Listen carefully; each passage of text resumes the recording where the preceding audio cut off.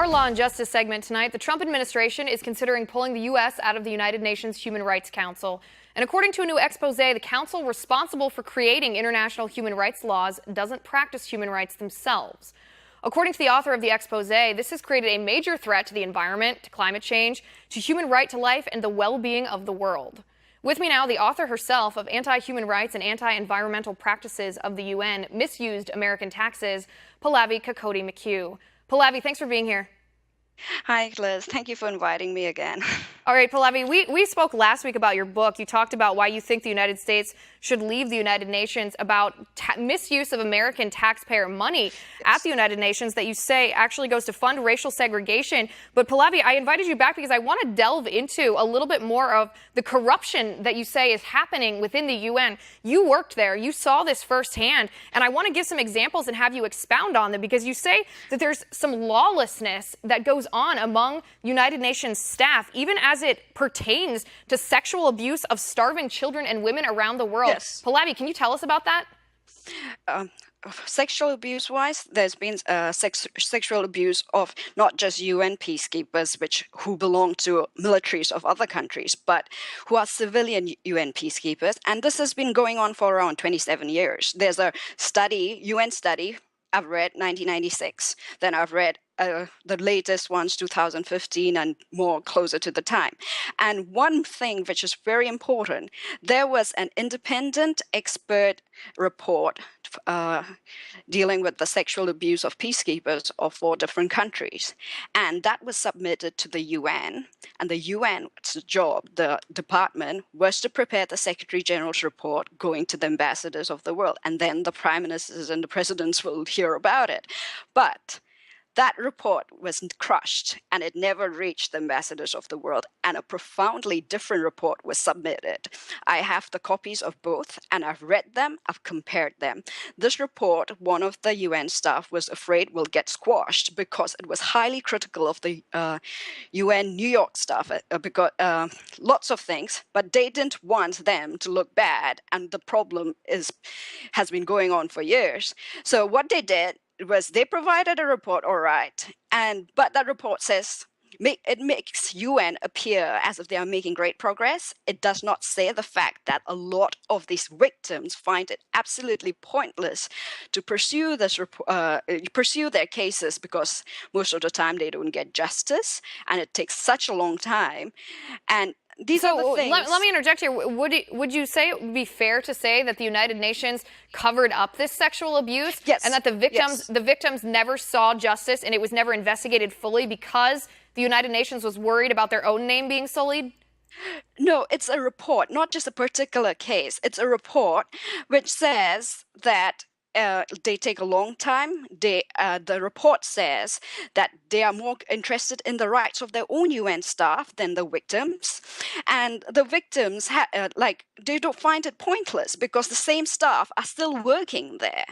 And there's a lot of things, like there's manipulation of statistical data, which even I can see that they lump it into 2 groups. One is alleged and it's been proved. The other, they just say the cases are dismissed. Sometimes the cases are dismissed not because they were incorrect claims, that it was simply because there wasn't enough evidence to prove it. But they are using that statistical data to say, oh, there are a lot of people complaining about us, but we are not the baddies, kind of a thing. Right, and let me just clarify this to make sure that they have the facts here perfectly clear. Tell me who the perpetrators of these sexual abuse allegations were and who the victims were.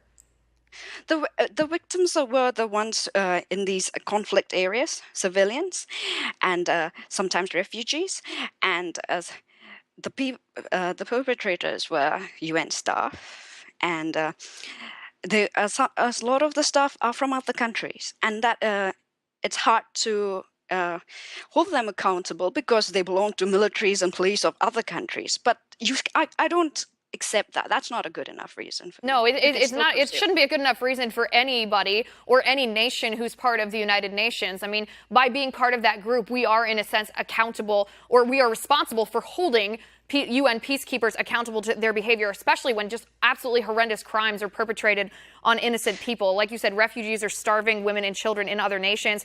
Pallavi, there's also corruption or lawlessness that you said happens when it comes to protecting civilians. Can you tell me about that? The thing is, the Haiti issue, that they went, United Nations are responsible for around 10,000 deaths in Haiti because their leaking pipes infected the waters of Haiti, and they had cholera. Before that, they didn't, I think for the last 100 years. And they knew about it, and they kept on saying no, no, no, even when there were scientific reports linking it. And then it was last year they finally accepted, and then they say, oh, we've got diplomatic immunity. This whole diplomatic immunity, I consider it a license to kill, destroy, abuse, with zero accountability. Like I heard your previous segment about, can we sue them? You can't, because they have diplomatic immunity.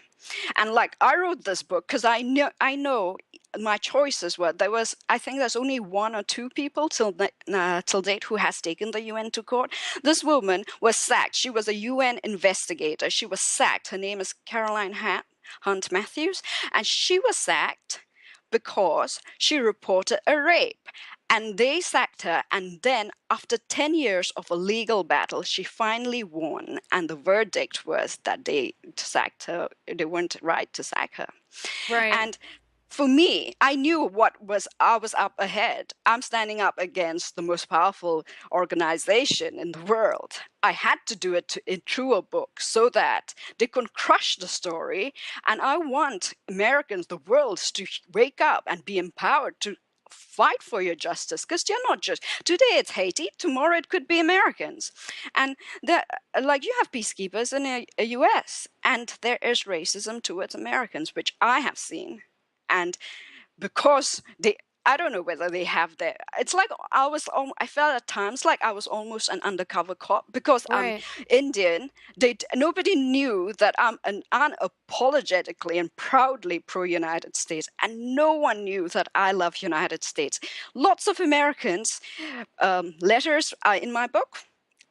I was told not to be kind. I was told kind to, I was kind to someone, an American in pain. It's like giving a cough lozenge to someone who was coughing, and I've done that act in so many countries in the world. No New Zealander told me, Pallavi, don't do it. No Australian told me, no, don't do it. And here I was being told by a senior UN officer who should know the law more than anybody else in the world because they were very high up in the rank. I was told off, like, oh, you shouldn't be, you should be careful, this, that. And I didn't, it was, and the thing is, it's my nature to be kind to people who are suffering. I don't care about their race. Right, and I mean, I think that's part of the purpose, or it was the purpose of the United Nations, at least at some point, is to gather together as the world and not worry about race, but to help each other out.